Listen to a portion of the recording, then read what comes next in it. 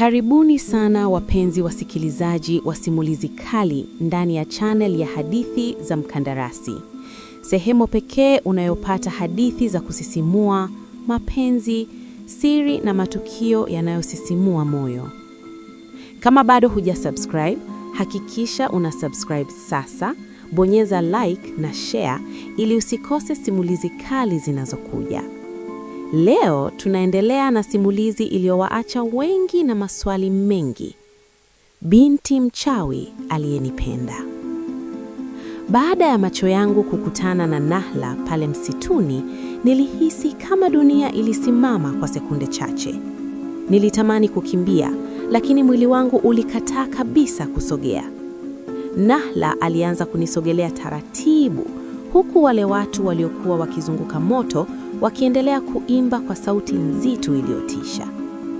Aliponifikia, alisema kwa sauti ya utulivu lakini yenye uzito, "Musa, hukupaswa kuona haya."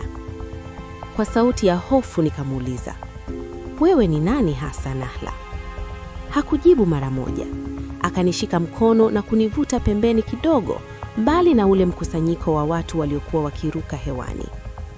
"Kuna mambo ambayo si rahisi kuyaelewa," alisema. "Familia yangu inalinda kijiji hiki dhidi ya nguvu mbaya zaidi, lakini watu wakijua ukweli watatuogopa." Kabla sijapata nafasi ya kuuliza swali lingine, sauti nzito ilisikia nyuma yetu. "Mwanadamu hatakiwi kuingia kwenye mambo ya usiku." Tuligeuka. Mzee mmoja mwenye macho mekundu alisimama gizani akinitazama kwa hasira kali. Nahla alisimama mbele yangu haraka. "Hata mwambia mtu yoyote," alisema kwa haraka. Mzee yule alinichunguza kama mtu anayepima uhai wa mwingine. Kisha akasema kwa sauti iliyogandiza damu, "Kama atafungua mdomo wake, hatapona." Miguu yangu ilianza kutetemeka. Nahla alinishika mkono na kuninong'oneza, "Kimbia na usirudi hapa usiku tena." Sikuhitaji kuambiwa mara mbili.